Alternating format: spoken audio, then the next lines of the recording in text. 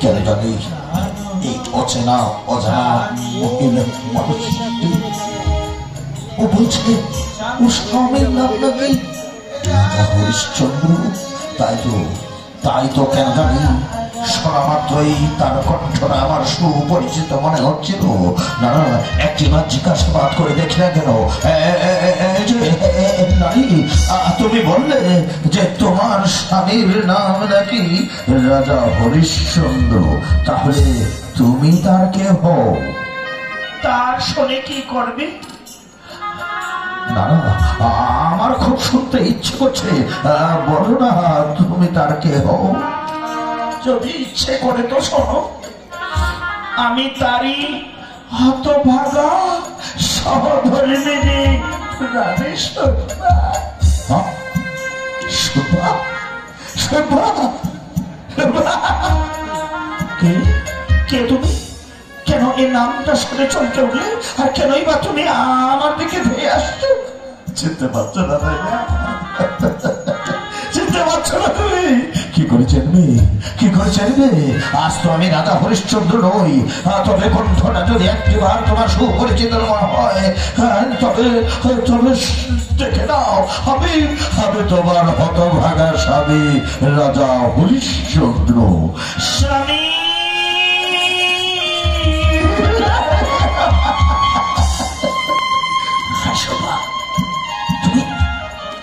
তুমি কাকে নিয়ে এসেছো? শ্মশান ঘাটে? কি বলবো তার বাইরে?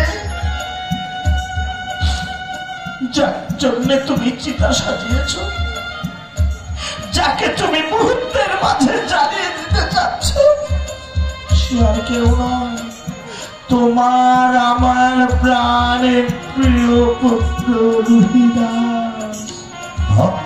রুহিদাস? রুহিদাস? রুহিদাস? রুহিদাস?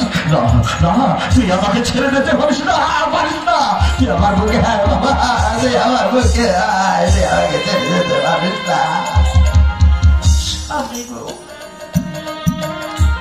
অনেক কেঁদেছি, কপাল ফাটিয়ে রক্ত ছড়িয়েছে, কিন্তু ছেলে এতটুকু সারা দেয়নি। আসলে আমার বুকের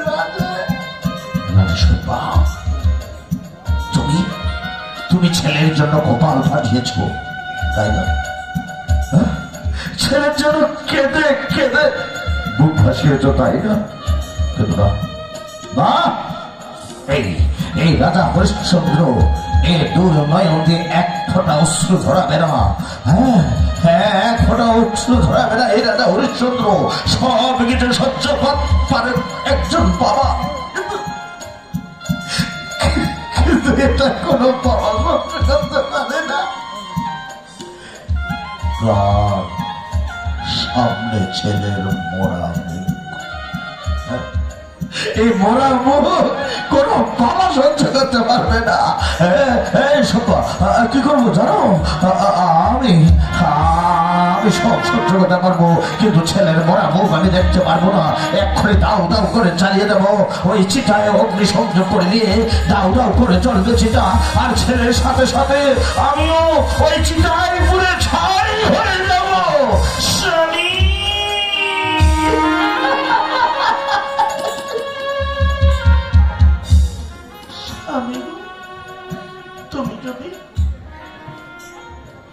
তুমি যদি তোমার নিজের জ্বালা যন্ত্রণা সবই ছেলের সাথে চিতায় পুড়ে ছাই হয়ে বিসর্জন দিতে পারো, তবে এই হতভাগীকে কেন রেখে যাবে? তুমি কেন রেখে যাবে? সঙ্গিনী হবে রানী শোভা। এহকালে যখন রয়েছি, তখন পরকালে আমি তোমার সাথে যেতে চাই গো, তোমার সাথে। বেশ, যদি সঙ্গিনী হও তো গায়ে দেখো, এক্ষুনি আমি চালিয়ে দিচ্ছি চিতায়, আর ওই চিতায় ছেলের সাথে সাথে আমরা তিনজনে পুরে ছাই হয়ে যাব। বেশ, তাই করো। না না, আর এক মুহূর্ত নয়, এক মুহূর্ত নয়, আমি এখনই চিতায় আগুন লাগিয়ে দেবো, আর ওই চিতায় পুড়ে সবই জ্বালা যন্ত্রণা আমি বিসর্জন দেবো এক করে। জ্বালিয়ে দে।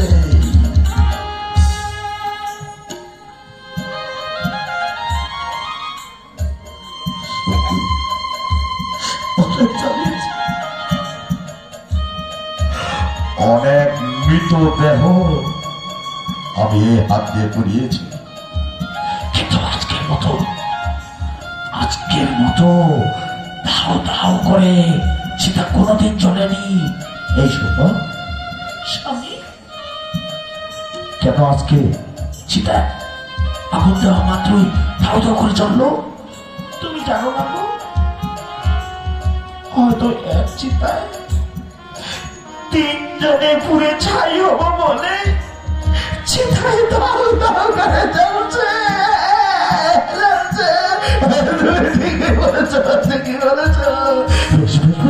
আর কারো মনে হয় ঠিক এই দাউ দাউ আগুনেই ঝাঁপ দিয়ে আমরা ছেলের সাথে সাথে সবই বিসর্জন দেবো, সবই বিসর্জন দেবো। না ধরো ধরো খাঁচা হতে পুরান পাখি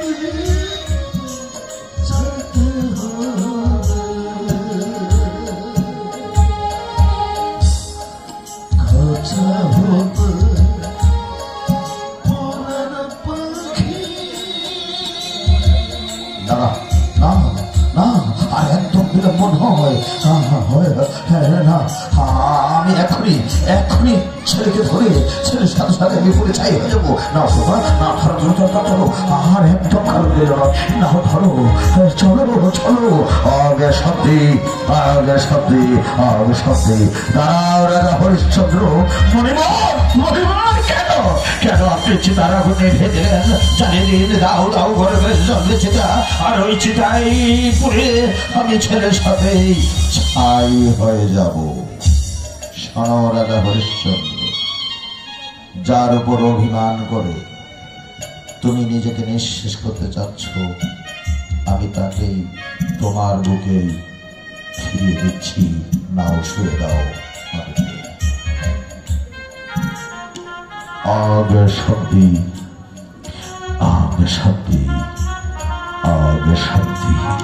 মা মা মা মা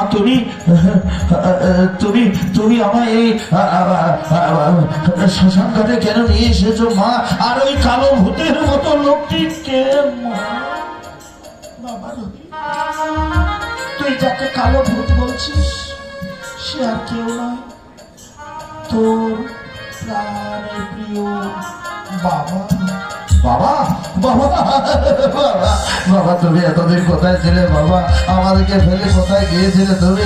জানো বাবা, ওই ব্রাহ্মণের বাড়িতে আমরা কত কষ্টে দীর্ঘকাল কাটিয়েছি জানো? একজনের খাবার আমরা দুজনে ভাগ করে গিয়েছি, তুমি কোথায় ছিলে? রাজা হরিশ্চন্দ্র, মণিবর, সত্যি আমি তোমার কাছে হেরে গেছি। মণিবর, কি বলছেন আপনি? হ্যাঁ,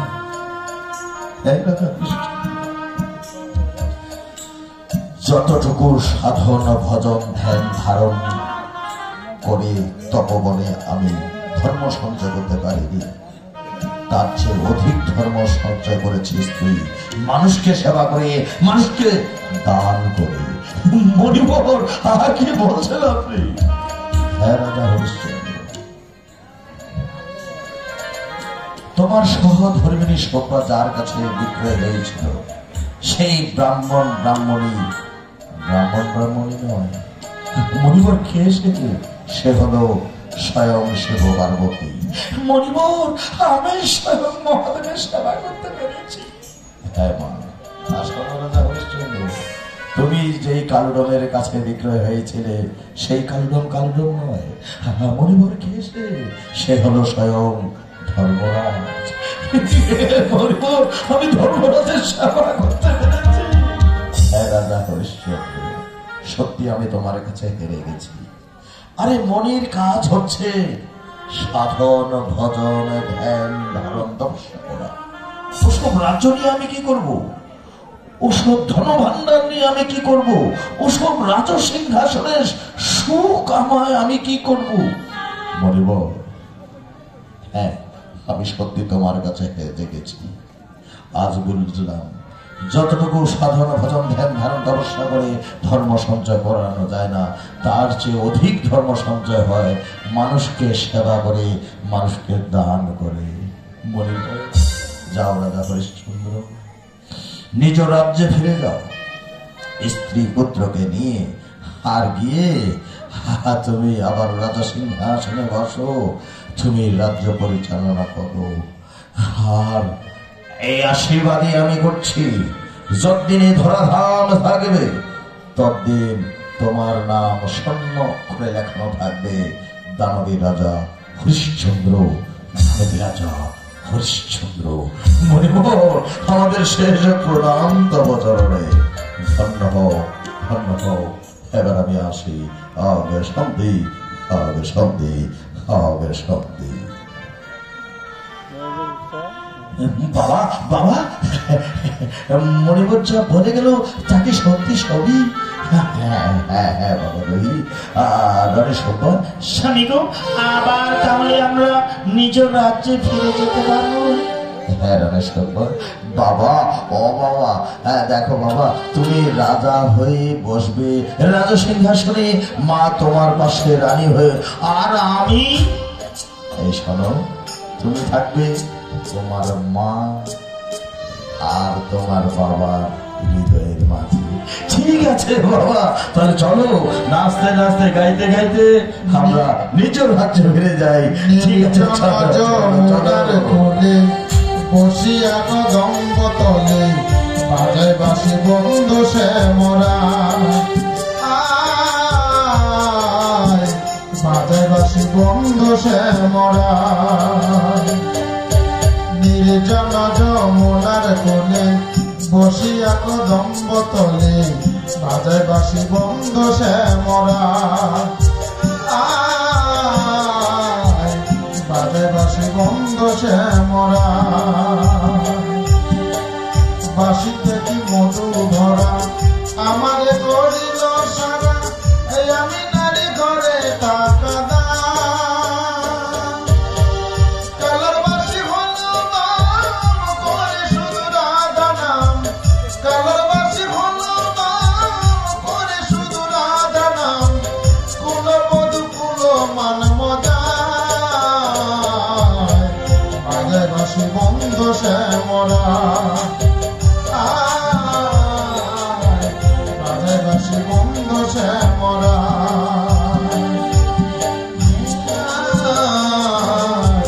বাজায় বাসি বন্ধ সে মরা।